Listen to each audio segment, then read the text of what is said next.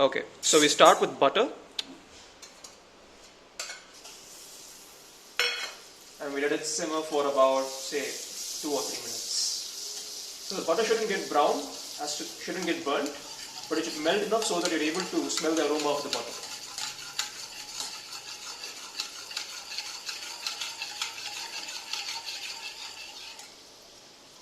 Little bit of oil. To that we add a little bit of oil, about say 1 or 2 teaspoons. Okay, so now we've already got our onions chopped and ready for blending. We've also added a few splits of ginger and a few splits of garlic, and now we're going to get them blended together.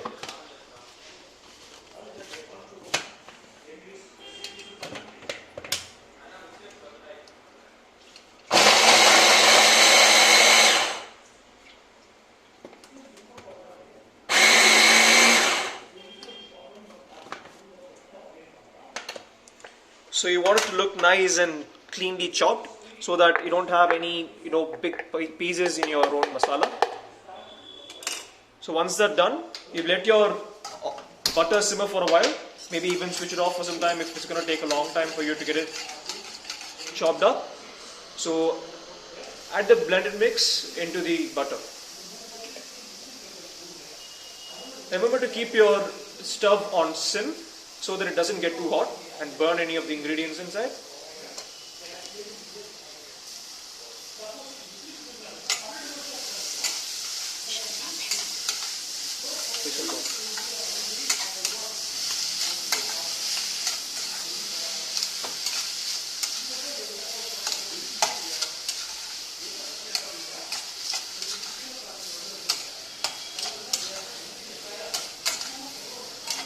So you should be able to smell the butter slowly immersing itself into the onions and give a nice mix.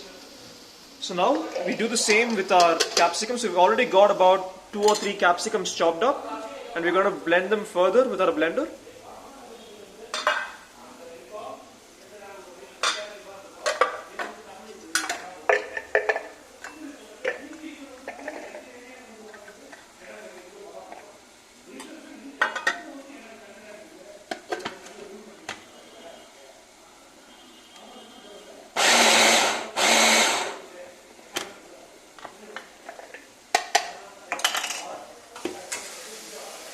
Right? Remember to keep stirring your mix so that it doesn't get burnt.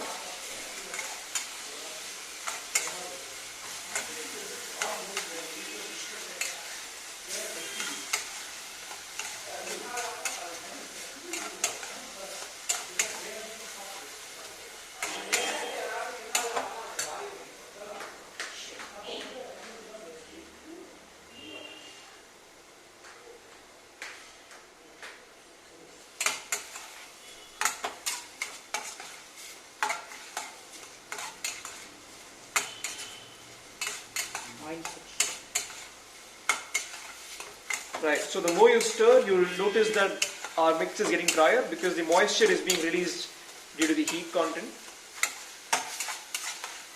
And now we add our chopped and blended capsicum into the mix.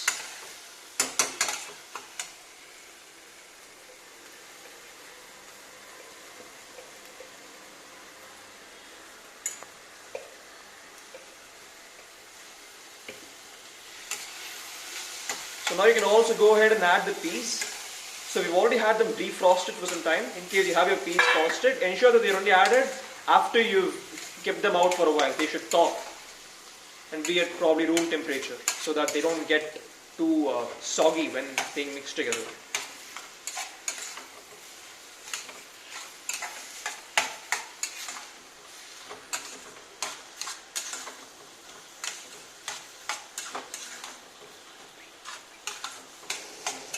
Okay, so now our mix is ready. We can go ahead and add our next ingredient, our tomatoes. So you'll know that the mix is ready when you see a nice shine on it. Maybe let it simmer for 5 or 10 minutes. But keep stirring so that it doesn't get burned on the bottom. So we've added our tomatoes right now. We've had probably around 3 or 4 tomatoes, all probably diced and chopped. And now we add our next ingredient, turmeric. It's about a tablespoon and a half.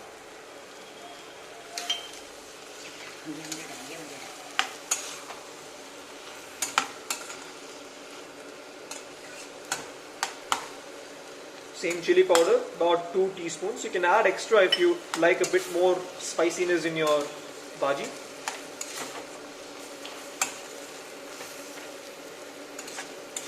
Next we add a mix of dhania and methi.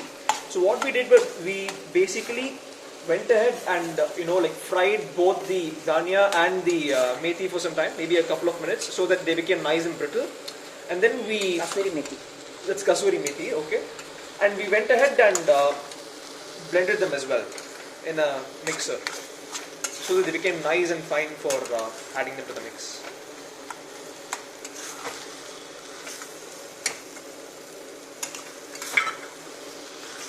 So next we add our pav bhaji masala, and finally salt to taste. So the thumb rule for this is basically a tablespoon each, and any extra that you feel is necessary based on your own preferences for tastes and whatnot. Do remember to keep stirring while you add these ingredients so that it gets evenly spread out. Right, now we add some water. It's preferable if it is hot water like we're adding right now, probably boiling, so that it helps with the process a little bit more, but it's also okay if you add normal water. So I'd say add about 1 cup so that it doesn't get too liquidy, but just enough so that it will help with the mixing. Right. So we go on to our next part. That's mashing our potatoes. So we've already had our potatoes cleaned, and then we had them boiled for about, say, 5 whistles in our whistle, and then we had them peeled, and now we are mashing them up. You can either choose to mash them with your own hands if you are one of those typical Indians, or you can use a masher like we are doing right now.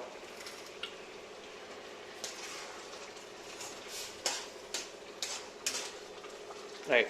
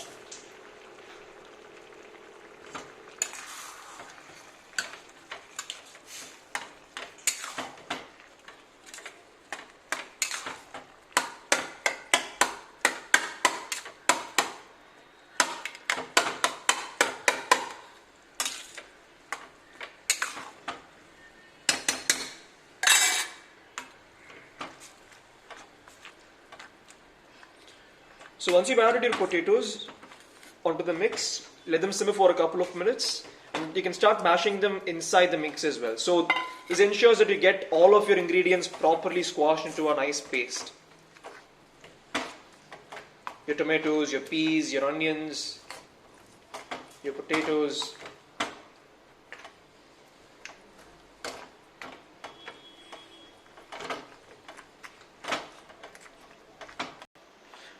Okay, so we've had this on simmer and been mixing it for the past 10 minutes. So just to give you a look at the kind of consistency we want. So we don't want any big chunks left out. So we want it to be a nice green, great mash. It helps that it should be a very good thing to eat and enjoy. So you can also add a little water when you're mixing it, and once you're done, so you just add a nice block of butter and some coriander leaves just to garnish it. Well, if you want it, you can, else it's really your wish. So with that, your pav bhaji is ready to serve. And thank you for watching, and please do subscribe to our video.